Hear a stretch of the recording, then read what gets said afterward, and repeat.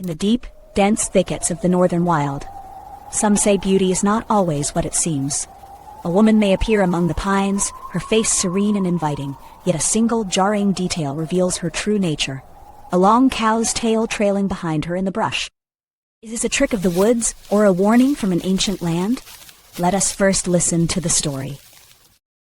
You must listen well, child. The mountains do not offer safety to those who walk alone into the deep thickets. The masters of our land knew the truth. Certain voices call from the brush, designed to lead men far from the path. Do not let her face deceive you. Look close and you will see the cow's tail she hides beneath her heavy skirts. Once a man saw her by the stream. He followed her song until he could no longer find his way home at all. She does not walk where men go often. She dwells in the high places where the pine trees grow thick and heavy. She is a spirit of the wild, beautiful to look upon, but her presence carries a weight that warns those who wander. A man may see her face, fair and calm, but he must look for the cow's tail that marks her true nature. Do not let her beauty deceive you. She is a snare for those who forget to respect the danger of the woods. When the wind carries her song through the gap in the stones, turn back. Some paths are not meant for human feet. Do not let her beauty blind your eyes, for she walks where the shadows are longest. She waits in the heavy brush, watching those who stray from the path. She appears as a sister, or perhaps a neighbor in need of help. But look closely at the seat of her dress. The truth is hidden beneath the folds of cloth. My father warned me that the mountains do not give up their secrets easily. When she speaks, her voice mimics the very wind moving through the jagged rocks and high crags. She thrives in these high places where the air is thin. She waits for the man who thinks himself bold enough to walk alone among the silent peaks at dusk. If you see her dancing in the thicket, or hear a laugh among the pines, turn your face away. To follow her is to step into a world that never lets go. My father told me that the woods have their own heavy secret. When a man wanders alone into those high peaks, his senses begin to betray his very soul. He spoke of how the mountain air can trick the ears. A distant laugh or a song might sound like a woman's voice calling from deep within the tangled brush. You must never follow such sounds.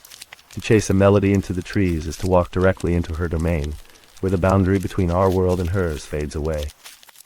She appears beautiful, like a dream made of flesh. But look closely at her back. The tail she hides is the mark of her true nature as a spirit of the wild. She does not hunt you out of malice, but because her pull is inescapable. Once you see that tail, it has already been too late to turn back toward your home. While the old tales paint a picture of supernatural allure, modern scholars view the Huldra legend as a cultural mechanism. These stories emerged primarily between the 18th and 19th centuries, serving to help people navigate and understand the risks of high-risk environments. Current research shifts the focus from supernatural beings to human behavior and environmental risk.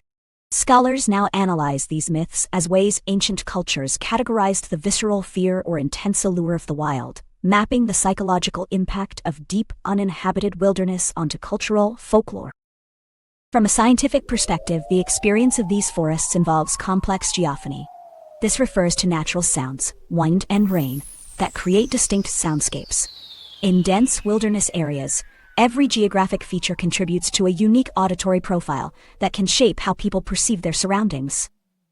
Physical structures like high-density tree stands can significantly alter the way noise travels.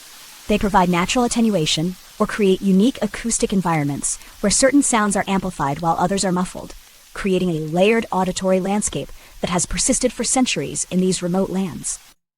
While modern technology now manages these acoustic levels for practical urban use, the same factors, wind interacting with vegetation and complex terrain, contribute to diverse auditory experiences.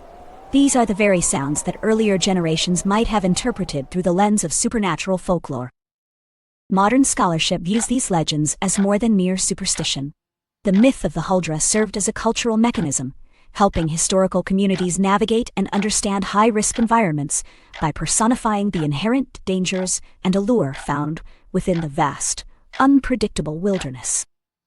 Between the 18th and 19th centuries, these traditions crystallized in local consciousness. By personifying the wild as a beautiful but deceptive spirit, communities created a shared narrative to manage the psychological fear of isolation and the physical risks of navigating dense forests. Researchers now examine these myths through the lens of risk assessment.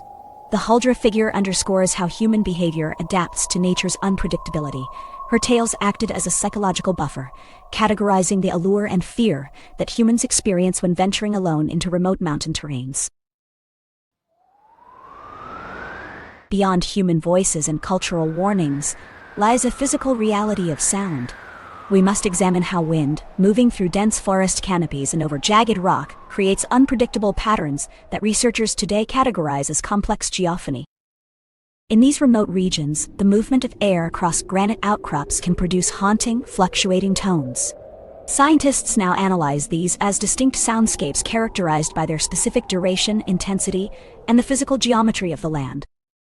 While modern researchers seek to map these acoustic environments for practical management, we must consider the profound gap between a measured decibel and the human psychological experience of hearing something unexpected in the deep wild.